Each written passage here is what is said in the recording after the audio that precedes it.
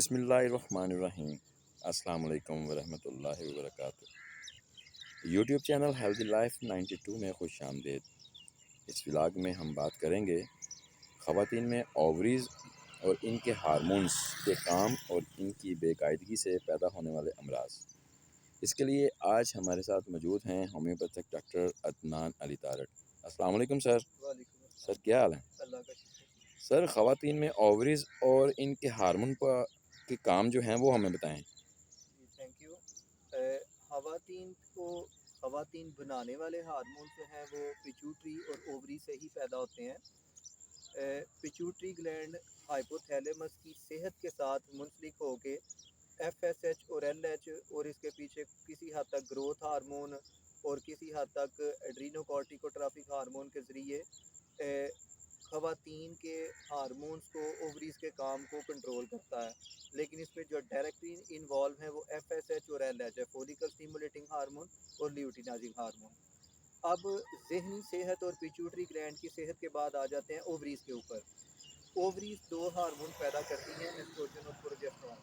یہ خواتین میں جنسی اعضاء کی نشو و نما اور ان کی بلوغت میں حصہ لیتے ہیں، اور انڈوں کی پیداوار میں یہی ہارمون استعمال ہوتے ہیں، یعنی انہی کے ساتھ منسلک ہے انڈوں کی پیداوار۔ پیچوٹری سے فولیکل سٹیمولیٹنگ ہارمون اور اس کے ذریعے ایسٹروجن ہارمون ایک نئے انڈے کی نشو و نما کا سبب بنتے ہیں، اور نیا انڈا جب تھوڑا گروتھ کرتا ہے اور بلکہ اپنے میچور سائز پہ آتا ہے تقریباً 11 دن میں، تو اس وقت اس کا کارپس لیوٹیم یعنی یہ گریفن فولیکل ہوتا ہے اور اس کا کارپس لیوٹیم اس کا چھلکا پھٹتا ہے، اور اس کے اندر سے اووم جو ہے وہ اووری سے باہر فلوپین ٹیوب کے فمبریا میں گر جاتا ہے، اور پھر یہ ٹریول کرتا ہوا یوٹرس میں جاتا ہے، اور فمبریا کے اندر فلوپین ٹیوب کے اندر اس کی فرٹیلائزیشن ہوتی ہے اگر ہو تو یہاں پہ جو کارپس لیوٹیم بچتا ہے وہ پروجسٹرون ہارمون پیدا کرتا ہے۔ ایسٹروجن ہارمون جو ہے وہ انڈے کی پیداوار سے اس کی پختگی تک کام کرتا ہے، اور ساتھ اس کے یوٹرس کے اندر امبیڈنگ لیئر یعنی اینڈومیٹریم بناتا ہے، اور اس کے بعد جب کارپس لیوٹیم سے ایسٹروجن بند ہو جاتا ہے اور کارپس لیوٹیم سے پروجسٹرون پیدا ہونا شروع ہو جاتا ہے، تو پروجسٹرون جو ہے وہ امبیڈنگ لیئر کو دوہرا اس کی موٹائی کو بڑھا دیتا ہے۔ یہ امبیڈنگ لیئر مطلب اگر پریگنینسی ہو جائے تو جو ایمبریو ہے وہ اس کے اوپر امبیڈ ہو جاتا ہے اور اسی میں گروتھ کرتا ہے، اور یہی اس کا پلیسنٹا بن جاتا ہے۔ اگر یہ پریگنینسی نہ ہو تو پھر یہ مینسز کے ذریعے تحلیل ہو کے یہ طے جو ہے یہ باہر بہ جاتی ہے، جسے مینسز آنا کہتے ہیں۔ تو انڈوں کی صحت مند پروڈکشن جو ہے وہ ڈیپینڈ کرتی ہے ایسٹروجن پہ، اور مینسٹرل سائیکل کے پراپر ہونے کی جو صحت ہے وہ ڈیپینڈ کرتی ہے پروجسٹرون پہ۔ کارپس لیوٹیم آہستہ آہستہ تحلیل ہوتا جاتا ہے اور پروجسٹرون کی پیداوار نیچے آتی جاتی ہے، حتیٰ کہ کارپس لیوٹیم ختم ہو جاتا ہے اور پروجسٹرون کا فیز بھی ختم ہو جاتا ہے، اور جیسے ہی یہ ختم ہوتا ہے تو مینسٹرل فلو شروع ہو جاتا ہے، یعنی امبیڈنگ لیئر تحلیل ہو کے مینسز کی صورت میں خارج ہونا شروع ہو جاتی ہے۔ تو یعنی یہ سارا سائیکل جو ہے یہ ایسٹروجن پروجسٹرون کے ذریعے چلتا ہے، اور انہی کی بے قاعدگی کی وجہ سے انفرٹیلٹی کے کیسز آتے ہیں، انہی کی بے قاعدگی کی وجہ سے جو ہے موٹاپا، پولیسسٹک اووریز، انفرٹیلٹی پرائمری سیکنڈری، مطلب جتنی بھی خواتین کے امراض ہیں ان کے یعنی پریگنینسی میں رکاوٹیں ہیں ان کا تعلق تقریباً اووری سے ہے۔ اگر اووریز نارمل ہیں تو اس کے پیچھے پھر جو پیچوٹری گلینڈ ہے اس کے ایف ایس ایچ اور ایل ایچ کی پروڈکشن میں کوئی معاملہ ہو سکتا ہے، خرابی ہو سکتی ہے، مطلب کہ دماغی صحت، پیچوٹری کی صحت مند پروڈکشن اس کے ساتھ جڑی ہوئی ہے اووریز کی صحت، اور اووریز کے ساتھ خواتین کے خواتین ہونے کی خصوصیت اور ان کے ماں بننے کے لیے جو ان کو ریکوائرمنٹس چاہیے، مطلب انڈوں کی بہتر پروڈکشن اور پریگنینسی ہونا، اس سارے کا تعلق اووری سے ہے۔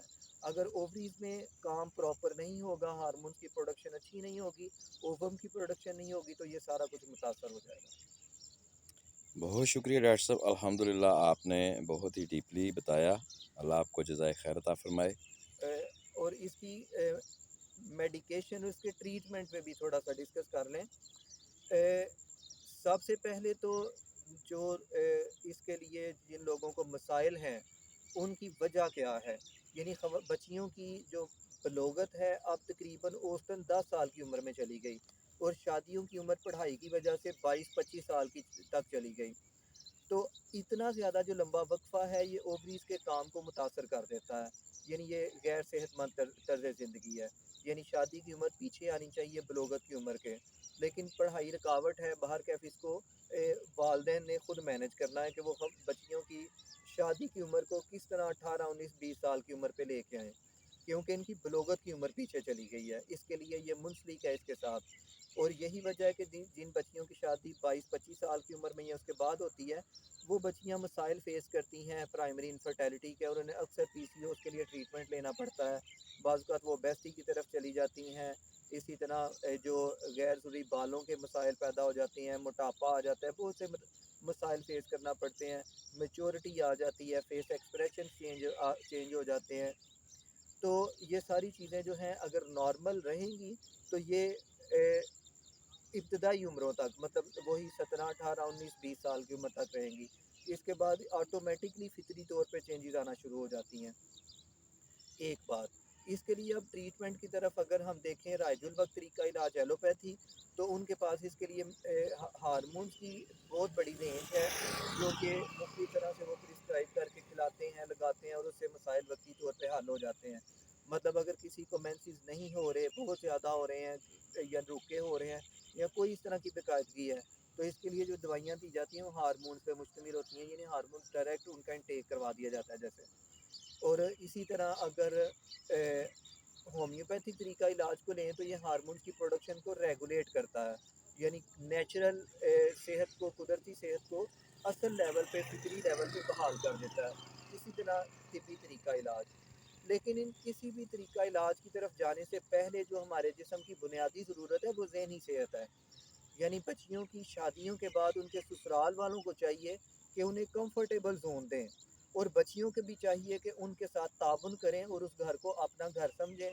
वालदेन के घर में वो इरिस्पॉन्सिबल हो सकती हैं, लेकिन ससुराल में जाकर उनको रिस्पॉन्सिबल बनना पड़ता है, मतलब घरदारी में इन्वॉल्व होना पड़ता है, कामों में इन्वॉल्व होना पड़ता है, और इसी से वो अपनी जगह बना पाती हैं खिदमत के ज़रिए। और जब खिदमत होगी तो ऑटोमेटिकली ससुराल वाले इसको एक्सेप्ट कर लेंगे, वक्फा या फासला ख़त्म हो जाएगा। लेकिन अगर खिदमत करवाई जाएगी तो फिर वक्फा रहेगा और बढ़ेगा, और इस तरह जहनी परेशानियां पैदा होंगी जो हार्मोन्स की बेकायदगी और प्राइमरी इनफर्टिलिटी का सबब बनेगी, और इसके लिए बाज़ औक़ात मेडिकेशन और ज़्यादा नुकसानदेह हो जाती है। तो कोशिश करें कि अगर इलाज करवाएं तो किसी फितरी तरीका इलाज की तरफ रुजू करें, केमिकल वाली मेडिसिन से अवॉइड करें, लेकिन उससे पहले ज़हनी तौर पे अपने आप को रिलैक्स करें। फ़िक्र, परेशानी, गम, गुस्सा, इस तरह के माहौल से, हालात से निकलें। वक़्त पे सोना, वक़्त पे खाना हमारी जिनसी सेहत के लिए भी उसी तरह ज़रूरी है जिस तरह बाकी जिस्म की सेहत के लिए। बहुत शुक्रिया डॉक्टर साहब, आपने मज़ीद हमें बताया। इसी के साथ इस व्लॉग को क्लोज़ करते हैं। इंशाल्लाह आपसे फिर नेक्स्ट व्लॉग में मिलेंगे। और जाते जाते हमारा छोटा सा वही मैसेज कि हम सबको चाहिए 5 वक़्त बाजमात नमाज कायम करें और नबी करीम सल्लल्लाहु अलैहि वसल्लम पर दरूद पाक पढ़ के हदिया करें। अपना ख्याल रखिएगा, दुआओं में याद रखिएगा। अल्लाह हाफ़िज़।